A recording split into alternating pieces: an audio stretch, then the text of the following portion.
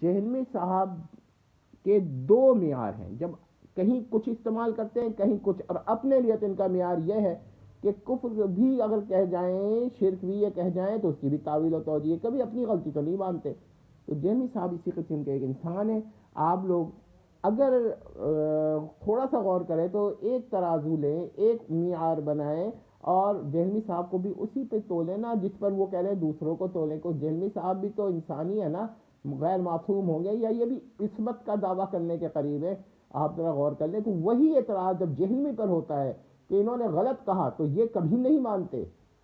یہ محترمی اور مکرمی المعروف با مرزا جہلمی کبھی اپنی غلطی نہیں مانیں گے، یہ نوٹ کر لیں. یہ والی غلطی کی بات نہیں کر رہا. اگر آپ کہتے ہیں بھائی ایک جگہ مان لی، دو جگہ مان لی، تو ہم کہتے ہیں اچھا منی گاڈ پہ انکنڈیشنل توبہ کرے. اور ہم جہاں جہاں غلطی کی ہے، اب جیسے انہوں نے بھانجی کی بیٹی سے شادی کا جواز پیش کر دیا ہے، تو میں کیا کہتا تھا، اب ظاہر توبہ کی ہے مگر ہم کہتے ہیں وہ توبہ محض اس سے نہ کرے بلکہ صاف کہیں کہ یہ عقیدہ کفریہ تھا. اجماع ہو چکا ہے اس پہ کہ ایسا ممکن نہیں ہے، تو منکر اجماع.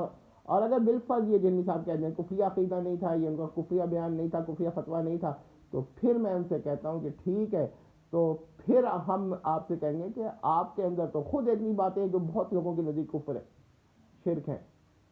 منی گاڈ کا عقیدہ آپ ابھی تک تعویل کر رہے ہیں، اس کی توبہ انکنڈیشنل توبہ، ہم کہتے ہیں انکنڈیشنل توبہ کریں اور اپنے ان اقوال کو کفریہ شرکیہ قرار دیں اور کہیں گے جو بھی اس کا قائل تھا وہ کافر تھا، اب میں توبہ کرتا ہوں. والسلام.